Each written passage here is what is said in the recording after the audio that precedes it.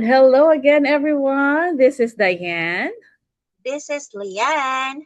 and we're back for our lesson again sa ating Come Follow Me this March. This time, we're going to study about the second part of the life of Joseph of Egypt.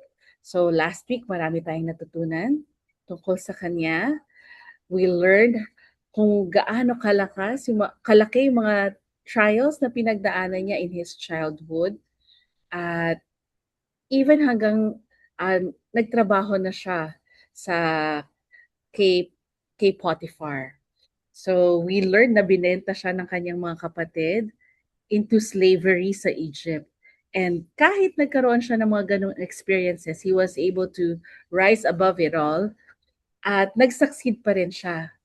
Pero yun nga, after succeeding for a season, another trial came. Nakulong naman siya ulit for standing for what is right. Napakasakit talaga nun. Ginawa niya na yung tama, resisting the temptation of Potiphar's wife. Pero kahit ginawa niya yon, ang naging consequence ay pagkakakulong. So, what are your thoughts about that, Lian? Grabe no, kung siguro karamihan sa atin yon magmumurmur na tayo. Mm-hmm. Or actually, magsa-start sa question. Hindi pa murmuring eh. Question lang eh. Mm-hmm. Na, bakit nangyari sa akin to? Ginawa ko naman yung tama. Although wala akong nabasa na account na sa lahat ng pinagdaanan niya ay nagtanong siya or naka-feel siya ng anything negative against God or even sa family members niya, wala. So, grabe talaga yung example ni Joseph. At gusto ko tong part na to, ate din, yung sa Come Follow Me, yung sa bandang last part ng sa manual, yung sabi dito, God can help me find meaning in my trials.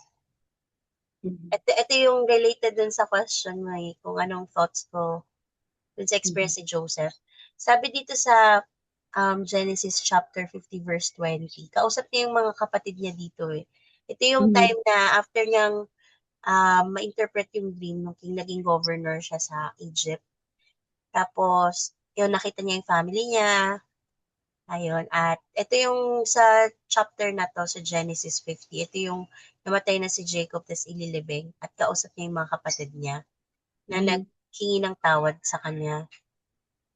At wala nga siyang ill feelings eh. So, I mean, bago pa nag-sorry, siguro yung mga kapatid niya, napatawad na niya eh. Kasi, hindi nga siya nagtatanim ng sama ng loob.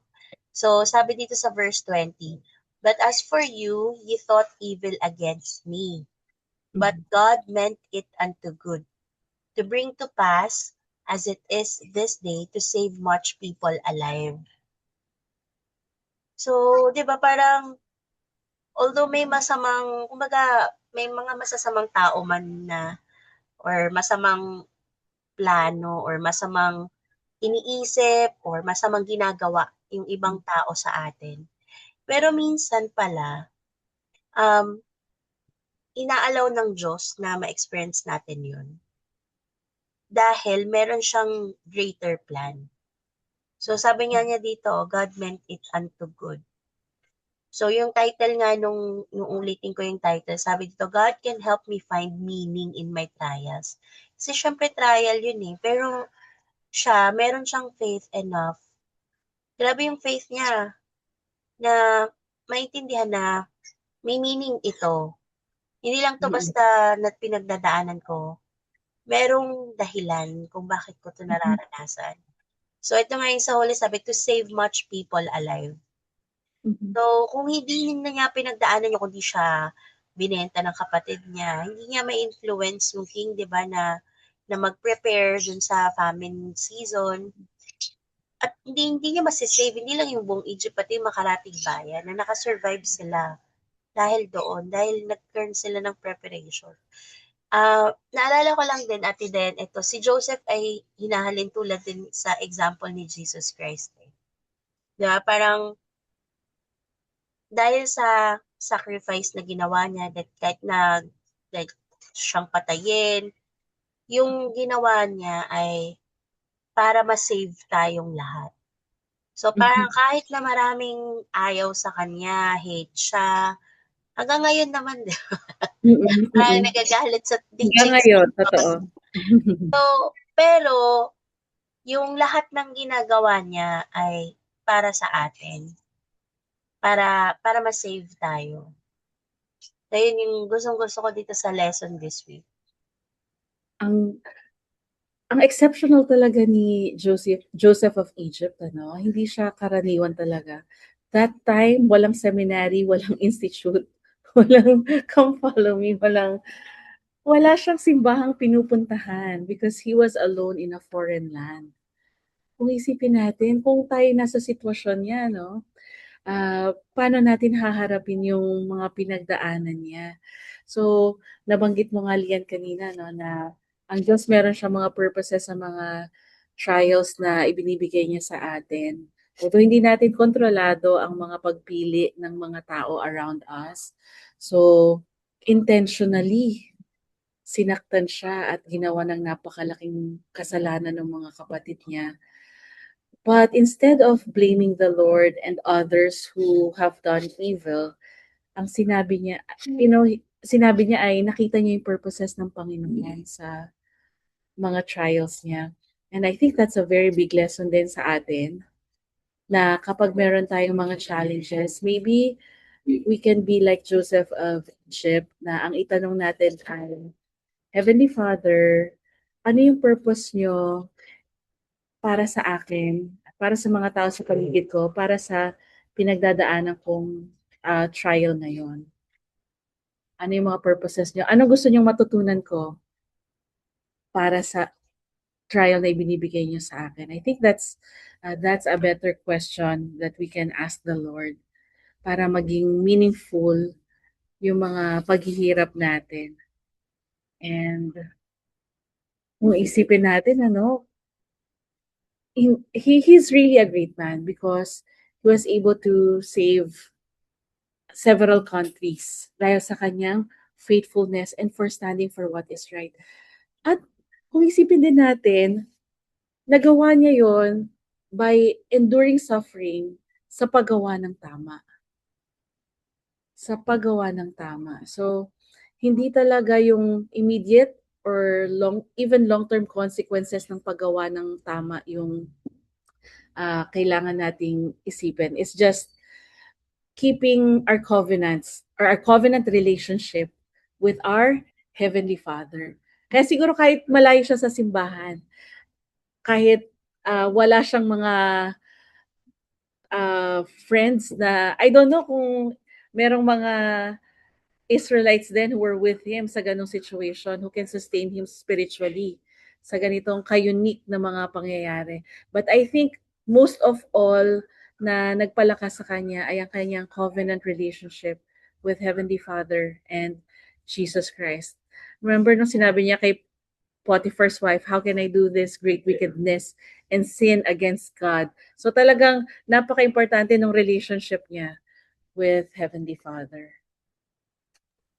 At then may naalala ko sa shinare mo ngayon lang. Mm. Ito yung, di ba sabi sa Doctrine and Covenants, section 121, verse 45, sinasabi dito, di ba, let virtue garnish thy thoughts unceasingly. And yung blessing ay, then shall thy confidence walk strong in the presence of God. Napakalawak ng virtue. I think it's not just referring sa, clean thoughts.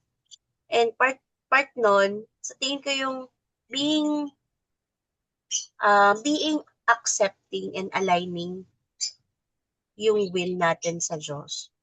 So, kapag ganun kung ba positive yung thought natin, wala tayong ill feeling sa kapwa, sa Diyos, or wala tayong, kumbaga, doubt, yung confidence natin ay strong. And habang sinashare mo yung thoughts mo, naisip ko na grabe yung confidence niya kasi siya nga lang parang mag-isa ka lang. Pero grabe yung confidence niya. Siguro yun nga yun dahil nga righteous siya. At kahit na siya lang, kahit na may mangyari, alam mo yung feeling na wala kang pakialam, hindi ka takot Mm. masaktan, hindi ka takot mamatay, hindi ka takot sa puwedeng mangyari. Kasi alam mo na hindi ka pababayaan ng Diyos. So, naalala ko lang din yung kasi yung may ano ngayon 'no, um, nag-birthday yung Relief Society at Yes.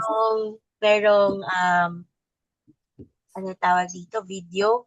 Meron tayong devotional Mhm. worldwide. Isa din sa mga message nung sa presidency ay, would you want to experience yung hard alone or hard with the Lord? Mhm. Kaya si Joseph, siya talaga yung example na it is hard, but I am with the Lord. Mhm. Oo nga 'no, talagang comparable si Joseph kay Jesus Christ because, remember nung mamamatay na si Jesus Christ sa cross, dun niya lang sinabi na, "Father, Father, why hast thou forsaken me?" So, ang iniisip ko is that there was never a time in the Savior's life that he felt away from our Heavenly Father.